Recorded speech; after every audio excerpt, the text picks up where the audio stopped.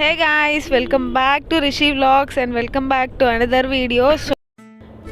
So ఇవాళ cooking video అనమాట. ఏంటి అంటే నేతి సొరకాయ మా గార్డెన్లో కాసిన కాయ అది. సో అది ఇగురు చేస్తుంది మా సిస్టర్. సో దీనికి ప్రాసెస్ ఫస్ట్ కాయని ఫోక్తో పొడి చేసి దానికి ఉప్పు రాసి కొంతసేపు ఉంటే దానిలో ఉన్న వాటర్ అన్నీ వచ్చేస్తాయి అన్నమాట. సో అలా వీడియోలో చూపిస్తున్నట్టు. సో ఆ వాటర్ అంతా వచ్చేసిన తర్వాత మనం ముక్కలు కోసుకుంటాం, చిన్న చిన్న ముక్కలు. సో ఫస్ట్ మనం ప్యాన్ పెట్టేసుకొని ఆ ప్యాన్లో డీప్ ఫ్రై అవసరం లేదు, నార్మల్గా ఫ్రై చేసుకుందాం ఆ పీసెస్లో ఎక్సెస్ వాటర్ అంతా తీసేసి అలా పిండుకొని గట్టిగా ఎంత వీలైతే అంత వాటర్ తీసేసి సో ఆ పీసెస్ ఒక్కొక్కరిని ఫ్రై చేసుకోవాలి. నార్మల్ ఫ్రైయే, డీప్ ఫ్రై ఏం కాదండి. సో ఆ పీసెస్లో ఎక్సెస్ వాటర్, అస్సలు వాటర్ లేకుండా అలా గట్టిగా పిండేసుకొని ఫ్రై చేసేసుకోండి.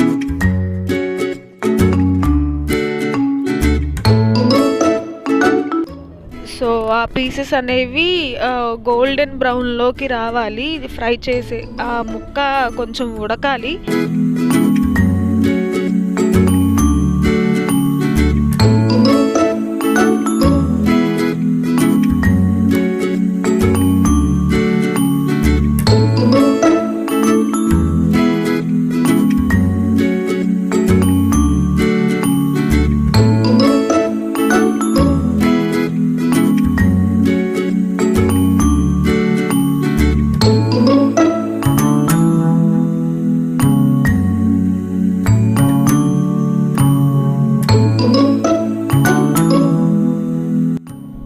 సో ఇలా రెడ్ కలర్లోకి అంటే గోల్డెన్ బ్రౌన్లోకి రావాలి, ఫ్రై అయిపోవాలి పీస్ అంతా కూడా.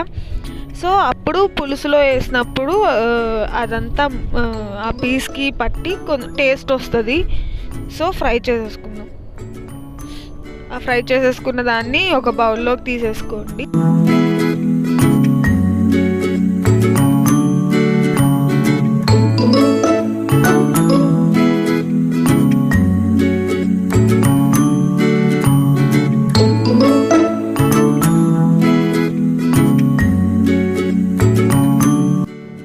అలా బౌల్లోకి తీసుకున్న తర్వాత అదే ప్యాన్లో ఉల్లిపాయలు కచ్చాపచ్చాగా మిక్సీ పట్టుకొని వాటిని వేయించుకోవాలి. సో ఎక్కువ మెత్తగా పేస్ట్ చేయక్కర్లేదు, జస్ట్ పీసెస్గా ఉంటే సరిపోద్ది. అండ్ తర్వాత అల్లం వెల్లుల్లి పేస్ట్, ఇవి రెండు కొంచెం స్మెల్ పోయేదాకా వేయించుకోండి.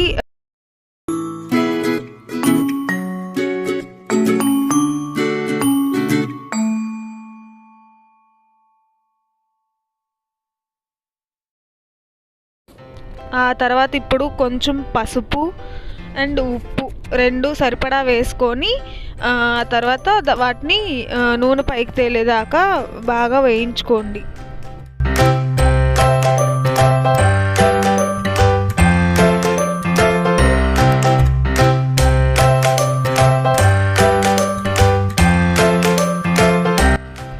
సో ఇందులో మనం ఇప్పుడు 2 పచ్చిమిర్చి చీలికలు వేసుకుందాము. సో తర్వాత కారం వేస్తాము. సో దానికి తగ్గ వేసుకోండి పచ్చిమిర్చి కూడా. సో దాన్ని కూడా ఫ్రై చేసుకోండి.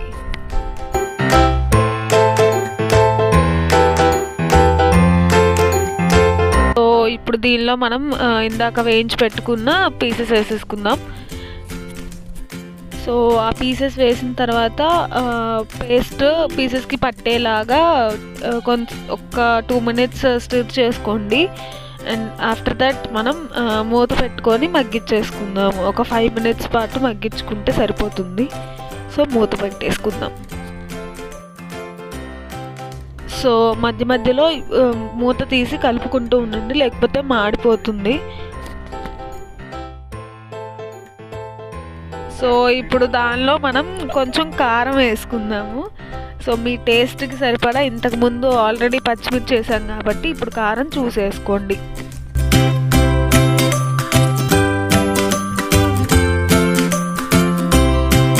కారం కారం వేసిన తర్వాత ఒకసారి మళ్ళీ స్టిర్ చేసుకోండి. మళ్ళీ మూత పెట్టేసి ఒక 2 minutes మగ్గిచ్చేద్దాం మనం.